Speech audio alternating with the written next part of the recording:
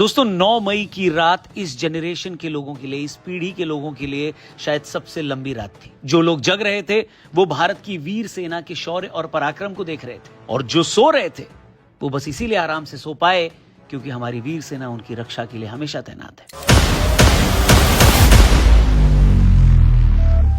अचानक देर शाम खबर आई कि बॉर्डर से सटे इलाकों में पाकिस्तान ने ड्रोन और मिसाइल से हमला कर दिया। जम्मू, पंजाब, राजस्थान के कई इलाकों में हमले हुए।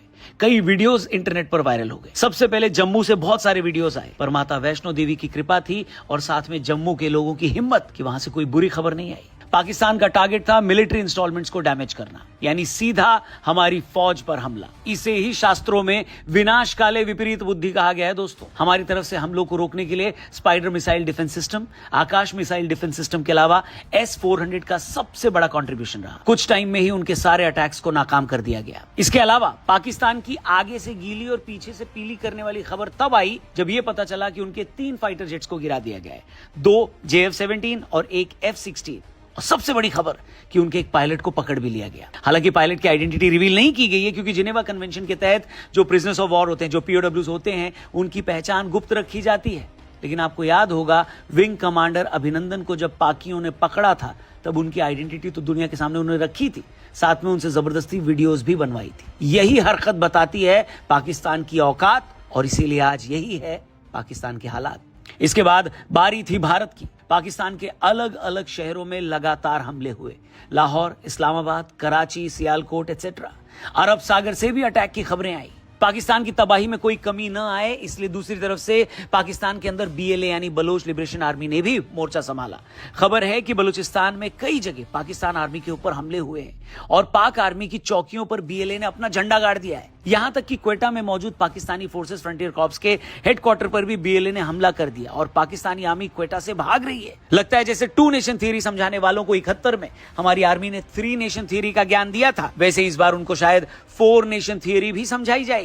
वहीं दूसरी तरफ लगातार डिफेंस मिनिस्टर राजनाथ सिंह की मीटिंग चल रही थी। विदेश मंत्री S जयशंकर को विदेशों से कॉल्स आ रही थी और सभी सेना प्रमुखों की बैठक की भी खबर आती रही। वहीं एक खबर यह भी आई दोस्तों, बड़ी इंटरेस्टिंग बात है, ध्यान दीजिएगा कि पाकिस्तान के एयर स्पेस बंद होने की बात तो सबको पता है, लेकिन फ्लाइट रडार के डेटा के हिसाब से रात को पाकिस्तान का एक प्लेन बहरीन के लिए निकल गया। खबर की पूरी कंफर्मेशन तो नहीं आई है, लेकिन लोग अंदाजा लगा रहे हैं कि शायद शहबाज शरीफ या आसिम मुनीर अपने परिवार वालों का बैग पैक करके उनको शायद बाहर रवाना कर चुके हैं और अपने देश के लोगों को मरने के लिए छोड़ दिए हैं। अमेरिका से भी जब इस हमले के बारे में बात हुई, इस कॉन्फ्लिक्ट के बारे में बात हुई, तो उनके वाइस प्रेसिडेंट ने कल रात को ही कहा कि it's none of our business, यानी ये हमारा काम नहीं है, वो लोग आपस में निपट लें। और दोस्तों, हमने अपनी हर वीडियो में यही कहा है कि जैसे डॉक्टर मरीज को बोलता है ना कि जब तक आराम ना आए दवाई लेते रहो, उसी तरह जब तक पाकिस्तान की हरकतों में आराम नहीं आएगा तब तक उसे ऐसी दवाई मिलती रहेगी। ऑपरेशन सिंदूर के बाद ऑपरेशन सिंदूर 2.0 तो हमने देखा, अब आगे की भी इंस्टॉलमेंट्स पाकिस्तान को मिलती रहेगी। अभी तो पाकिस्तान में 12 और ऐसे टेरर ठिकाने हैं जिसे इंडिया ने आइडेंटिफाई कर रखा है। अब उन पर कब हमला होगा वो हमको जल्दी पता चलेगा। बाकी दोस्तों, ऐसे समय में हम सब की ये जिम्मेदारी है कि कुछ भी ऐसा हम इंटरनेट पे या सोशल मीडिया पे शेयर न करें जिसका फायदा दुश्मन को हो और नुकसान हमारे देश को या हमारी सेना को। इसलिए प्लीज इंटरनेट पे कुछ भी देखने सुनने के बाद शेयर करने से पहले 2 बार चेक जरूर करिएगा। अगर किसी ऑफिशियल सोर्स से कोई इंफॉर्मेशन आई है और शेयर करने लायक लगती है तभी उसे शेयर करिएगा। बाकी दोस्तों, इस वक्त हम और आप जो महसूस कर रहे हैं ना, वो हमारे जवानों का 1% भी नहीं है। यानी हमारे जवान हमारी रक्षा के लिए क्या कर रहे हैं उसका अंदाजा हम और आप अपने घर में बैठकर नहीं लगा सकते।